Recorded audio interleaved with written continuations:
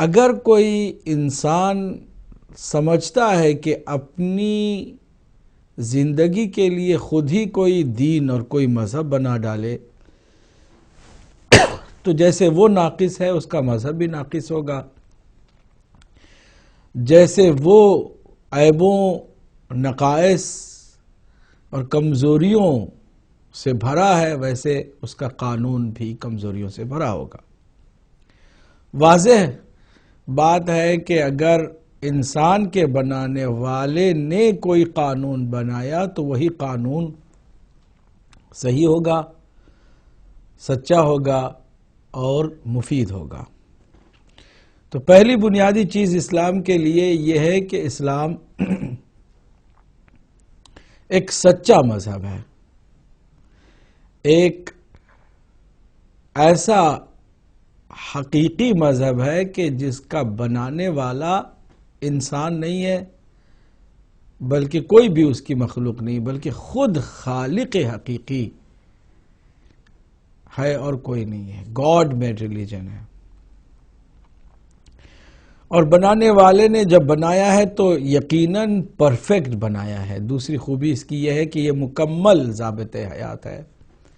یہ صرف دعوے نہیں کرتے ہم، واقعاً بھی دیگر تمام مذاہب کا اس کے ساتھ تھوڑا سا بھی آپ مقابلہ کریں تو ہر مذہب ادھورا، کمزور اور ناقص نظر آئے گا اسلام کے مقابل میں۔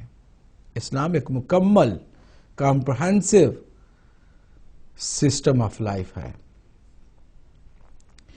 تیسری بات اسلام کے حق ہونے کی یہ ہے کہ وہ انسان کی فطرت اور عقل کے عین مطابق ہے۔ یہ ممکن نہیں ہے کہ اسلام کا کوئی بھی قانون انسان کی عقل کے خلاف ہو، انسان کے فطرت کے خلاف ہو۔ چوتھی اہم بات یہ ہے کہ اس مذہب کے پہنچانے والے اور چلانے والے بھی اللہ کی جانب سے انسانوں میں سے ہی منتخب ہوئے ہیں اور متعارف ہوئے ہیں۔ اللہ غنی ہے، بے نیاز ہے، اسے کسی کی بھی ضرورت نہیں ہے۔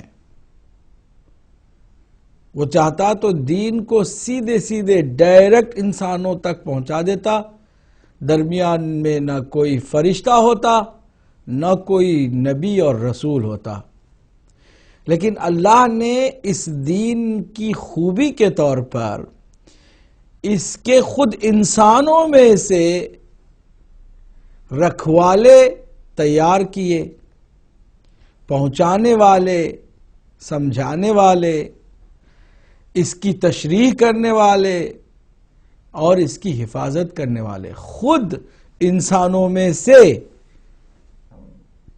اس نے چند کو معصوم بنا کر اس دین کے ساتھ جوڑ دیا۔ اسلام کی یہ خوبی ہے۔ آج اگر اسلام کے مقابل میں دیگر مذاہب کو دیکھیں گے تو لاوارث نظر آتے ہیں، ان کا کوئی کانسٹنٹ ریسپانسبل پرسن نظر نہیں آتا کہ جو اس کا یعنی اللہ سبحانہ وتعالیٰ کا بنایا ہوا اور بھیجا ہوا ہو۔ ان خوبیوں کے پیش نظر اسلام دنیا پر چھاتا چلا جا رہا ہے۔ اسلام چونکہ فطرت کی آواز ہے، عقل کے مطابق ہے، اللہ کا بنایا ہوا ہے، مکمل ضابط حیات ہے، اس لیے دنیا کو اپنے دامن میں سمیٹنے لگا ہے اور انسانوں کے ذہنوں پر چھاتا چلا جاتا ہے۔ اگرچہ دشمنان اسلام اس کی عظمت کو کم کرنے کی کوشش کرتے رہتے ہیں، لیکن اسلام ہے جو تیزی سے بڑھتا چلا جاتا ہے۔